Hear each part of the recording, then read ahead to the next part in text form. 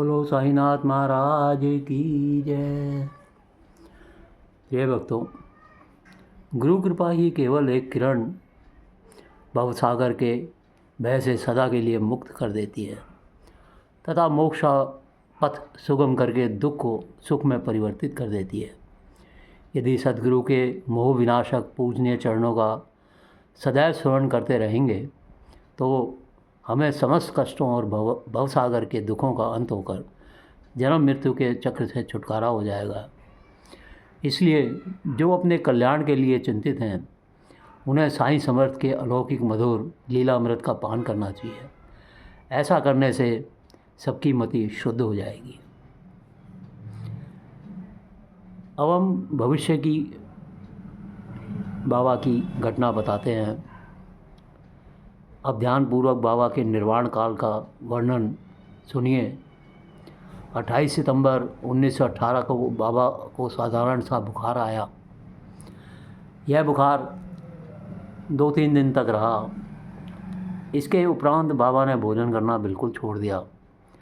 इससे उनका शरीर दिन प्रतिदिन क्षीण एवं दुर्बल होने लगा। 17 दिनों के पश्चात अर्थात 15 अक्टूबर 1918 को 2:30 पर उन्होंने अपना शरीर त्याग दिया। इसके 2 वर्ष पूर्व भी बाबा ने अपने निर्वाण के दिन का संकेत कर दिया था, परंतु उस समय कोई भी समझ नहीं पाया। यह घटना इस प्रकार है। विजयदशमी के दिन जब लोग संध्या के समय लौट रहे थे तो बाबा सहसा ही क्रोधित हो गए। सिर पर कपड़ा, कफनी और लंगोटी निकालकर उन्होंने उसके टुकड़े टुकड़े करके जलती हुई धूनी में फेंक दिया। बाबा के द्वारा आहुति प्राप्त कर धूनी प्रज्वलित होकर चमकने लगी और उससे भी कहीं अधिक बाबा के मुखमंडल की कांति चमक रही थी। वे पूर्ण दिगंबर रूप में खड़े थे और उनकी आंखें अंगारे के समान चमक रही थीं। उन्होंने आवेश में आकर उच्च स्वर में कहा, लोगों यहाँ आओ, मुझे देखकर पूर्ण निश्चय कर लो कि मैं हिंदू हूँ या मुसलमान। सभी भय से काँप रहे थे। किसी को भी उनके समीप जाने का साहस नहीं हो रहा था। कुछ समय बीतने के पश्चात उनके भक्त भागोजी शिंदे, जो महारोग से पीड़ित थे, साहस करके बाबा के समीप आए और किसी प्रकार उन्होंने लंगोटी बांध दी और उनसे कहा, बाबा यह क्या बात है देव, आज दशहरा का त्यौहार है। तब उन्होंने ज़मीन पर सटका पटकते हुए कहा, मेरा सीमो उल्लंघन है। लगभग 11 बजे तक भी उनका क्रोध शांत नहीं हुआ और भक्तों को चावड़ी जुलूस निकालने में संदेह होने लगा। 1 घंटे के पश्चात बाबा अपनी सहज स्थिति में आ गए और सदा की भांति पोशाक पहनकर चावड़ी जुलूस में सम्मिलित हो गए। इस घटना के द्वारा बाबा ने इंगित किया कि जीवन रेखा पार करने के लिए दशहरा ही उचित समय है, परंतु उस समय किसी को भी उसका असली अर्थ समझ में नहीं आया। बाबा ने और भी अन्य कई संकेत दिए जो इस प्रकार है। कुछ समय के पश्चात रामचंद्र पाटिल बहुत बीमार हो गए। उन्हें बहुत कष्ट हो रहा था। सब प्रकार के उपचार किए गए परंतु कोई लाभ न हुआ और जीवन से हताश होकर वे मृत्यु के अंतिम क्षणों की प्रतीक्षा करने लगे। तब एक दिन मध्य रात्रि के समय बाबा अनायास ही उनके सिरहाने प्रकट हुए। पाटिल उनके चरणों से लिपटकर कहने लगे, मैंने अपने जीवन की समस्त आशाएं छोड़ दी हैं। अब कृपा कर मुझे इतना तो निश्चित बताइए कि मेरे प्राण कब निकलेंगे। दया सिंधु बाबा ने कहा, घबराओ नहीं, तुम्हारी हुंडी वापस ले ली गई है। अब तुम शीघ्र ही स्वस्थ हो जाओगे।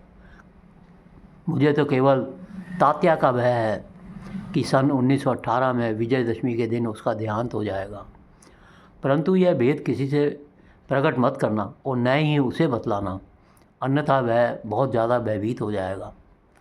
रामचंद्र जब पूर्ण स्वस्थ हो गए परंतु वे तात्या के जीवन के लिए बहुत निराश हुए। उन्हें ज्ञात था कि बाबा के शब्द कभी असत्य नहीं हो सकते और 2 वर्ष के पश्चात ही तात्या इस संसार से विदा हो जाएगा। उन्होंने यह भेद बाला शिंपी के अतिरिक्त किसी से भी प्रकट न किया। रामचंद्र जी ठीक हो गए। उन्होंने शैया त्याग दी और वे चलने फिरने लगे। समय तेज़ी से व्यतीत होने लगा।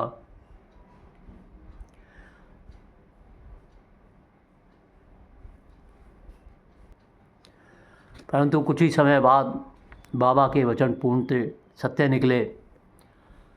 तात्या बीमार पड़ गए और उन्होंने चारपाई पकड़ ली। उनकी स्थिति इतनी गंभीर हो गई कि अब वे बाबा के दर्शन को भी जाने में असमर्थ थे।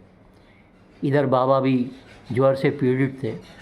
तात्या का पूर्ण विश्वास बाबा पर था और बाबा का भगवान श्री हरि पर। तात्या की स्थिति अब और भी अधिक चिंताजनक हो गई। वह हिलडुल भी नहीं सकता था और सदैव बाबा का ही स्मरण किया करता था।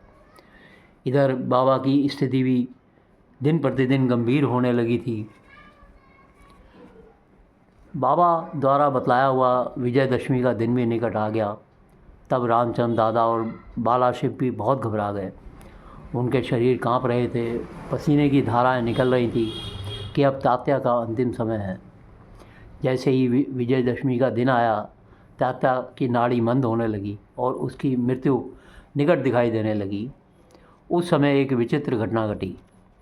तात्या की मृत्यु टल गई, उसके प्राण बच गए, परंतु उसके स्थान पर बाबा स्वयं प्रस्थान कर गए। ऐसा प्रतीत हुआ जैसे परस्पर हस्तांतरण हो गया हो। सभी कहने लगे, बाबा ने तात्या के लिए अपने प्राण त्यागे हैं। ऐसा बाबा ने क्यों किया, ये तो वे ही जाने, क्योंकि यह बात हमारी बुद्धि के बाहर है। ऐसा भी प्रतीत होता है कि बाबा ने अपने अंतिम काल का संकेत तात्या का नाम लेकर ही किया था। दूसरे दिन 16 अक्टूबर को प्रातःकाल बाबा ने दासगणों को पंढरपुर में सपना दिया कि मस्जिद अर्रा करके गिर पड़ी है। शिरडी के प्राय सभी तेली तंबोली मुझे कष्ट देते थे, इसलिए मैंने अपना स्थान छोड़ दिया है। मैं तुम्हें यह सूचना देने आया हूँ कि शीघ्र ही वहाँ जाकर मेरे शरीर पर हर तरह के फूल इकट्ठा करके चढ़ाओ। दासगणों को शिरडी से भी एक पत्र प्राप्त हुआ और वे अपने शिष्यों को साथ लेकर शिरडी आए। तब उन्होंने बाबा की समाधि के समक्ष अखंड कीर्तन और हरि नाम शुरू कर दिया। उन्होंने स्वयं फूलों की माला गूंदी और ईश्वर का नाम लेकर समाधि पर चढ़ाई। बाबा के नाम पर एक वृद्ध भोज का भी आयोजन किया गया। विजयदशमी का दिन हिंदुओं के लिए बहुत शुभ है और बाबा द्वारा इस दिन का चुना जाना सर्वथा उचित है। इसके कुछ दिन पहले से ही उन्हें अत्यंत पीड़ा हो रही थी, परंतु आंतरिक रूप से वे पूर्ण सजग थे। अंतिम क्षण के पूर्व वे बिना किसी की सहायता लिए उठकर सीधे बैठ गए और स्वस्थ दिखाई देने लगे। लोगों ने सोचा कि संकट टल गया है और भय की कोई बात नहीं है, अब वे शीघ्र ही निरोग हो जाएंगे। परंतु वे तो जानते थे कि मैं अब शीघ्र ही विदा लेने वाला हूँ। इसलिए बाबा ने लक्ष्मीबाई शिंदे को कुछ दान देने की इच्छा प्रकट की। लक्ष्मीबाई एक उच्च कुलीन महिला थी। वे मस्जिद में बाबा की दिन रात सेवा किया करती थी। केवल भगत मालसापति, तात्या और लक्ष्मीबाई के अतिरिक्त रात को मस्जिद की सीढ़ियों पर कोई नहीं चढ़ सकता था। एक बार संध्या समय जब बाबा तात्या के साथ मस्जिद में बैठे हुए थे, तभी लक्ष्मीबाई ने आकर उन्हें नमस्कार किया। तब बाबा कहने लगे, अरे लक्ष्मी, मैं अत्यंत भूखा हूँ। वे यह कहकर लौट पड़ी, बाबा थोड़ी देर ठहरो, मैं आपके लिए रोटी लेकर आती हूँ। उन्होंने रोटी और साग लाकर बाबा के सामने रख दिया। बाबा ने उसे एक भूखे कुत्ते को दे दिया। तब लक्ष्मीबाई कहने लगी, बाबा यह आपने क्या किया? मैं तो शीघ्र गई और अपने हाथ से आपके लिए रोटी बना के लाई। आपने एक ग्रास भी ग्रहण नहीं किया और उसे कुत्ते के सामने डाल दिया। तब आपने व्यर्थ ही मुझे कष्ट क्यों दिया? बाबा ने उत्तर दिया, तुम व्यर्थ में ही दुख ना करो। कुत्ते की भूख शांत करना मुझे तृप्त करने के बराबर भी है। कुत्ते की भी तो आत्मा ही है। प्राणी भले ही भिन्न आकृति प्रकृति के हों, उनमें से कोई बोल सकते हैं, कोई नहीं बोल सकते हैं, परंतु भूख सबको एक ही तरह से लगती है। तुम इस बात को सत्य जानो कि भूखों को भोजन कराना, वह यथार्थ में मुझे ही भोजन कराना है।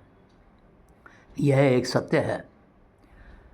इस साधारण सी घटना के द्वारा बाबा ने एक महान आध्यात्मिक सत्य की शिक्षा प्रदान की कि बिना किसी की भावनाओं को कष्ट पहुँचाए किस प्रकार उसे नित्य व्यवहार में लाया जा सकता है। इसके पश्चात लक्ष्मीबाई उन्हें नित्य ही प्रेम पूर्वक और भक्तिपूर्वक दूध, रोटी व अन्य भोजन देने लगी, जिसे वे स्वीकार कर बड़े चाव से खाते थे। वे उसमें से कुछ भोजन खाकर शेष लक्ष्मीबाई के द्वारा ही राधा कृष्णबाई के पास भेज दिया करते थे। इस अन्न से वे प्रसाद समझकर प्रेम पूर्वक सेवन करती थी।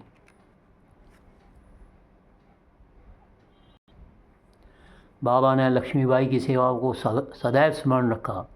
बाबा उनको भूल भी कैसे सकते थे। देह त्याग से पूर्व बाबा ने अपनी जेब में हाथ डाला और पहले उन्होंने लक्ष्मी को 5 रुपये और बाद में 4 रुपये, इस प्रकार कुल 9 रुपये दिए। बाबा सदैव सजग और चैतन्य रहते थे और उन्होंने अंतिम समय भी पूर्ण सावधानी से काम लिया। उन्होंने अपने अंतिम समय में सबको वहाँ से चले जाने का आदेश दिया।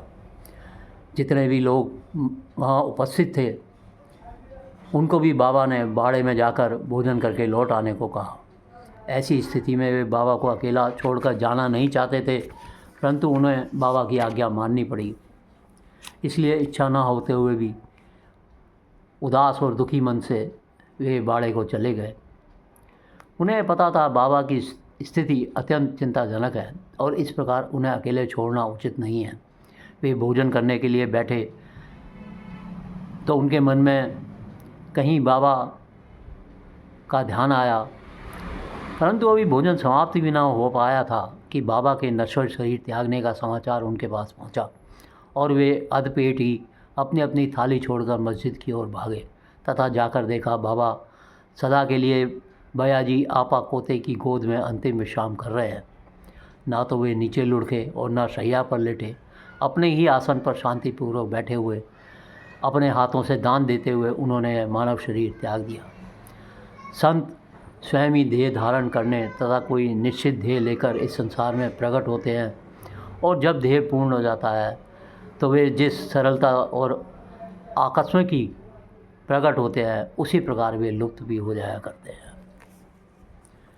प्रिय भक्तों, आगे की कथा हम अगले अध्याय में शुरू करेंगे।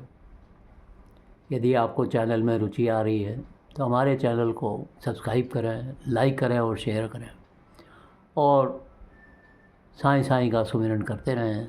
बोलो साईनाथ महाराज की जय।